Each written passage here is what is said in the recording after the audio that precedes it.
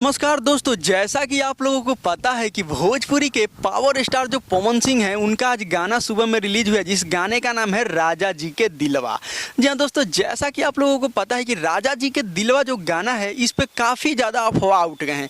7 घंटे में ये गाना 1 मिलियन तो क्रॉस कर गया है, लेकिन बहुत सारे लोगों का कहना है और बहुत जो छोटे छोटे और कुछ लोग ऐसे ऐसे यूट्यूबर हैं जिनके सब्सक्राइबर 50,000 से ऊपर है, वो लोग बोल रहे हैं कि गोबर सिंह एकदम गाना पे हक दिए हैं। भैया पावर स्टार पवन सिंह के बारे में आप लोग ये बोल रहे हैं, उनका हम नाम नहीं धरेंगे क्योंकि उनका हम क्यों यहाँ पे फेमस करें हम अपने चैनल पे।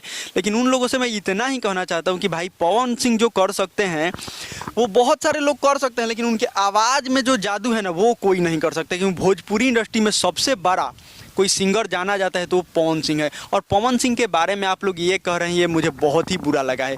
मैं कभी ये नहीं बोलता हूँ कि ये बुरे हैं वो बुरे हैं। आप लोग जिसको भी सपोर्ट करते हैं उनको सपोर्ट करिए, लेकिन अगले को नीचे मत दिखाइए।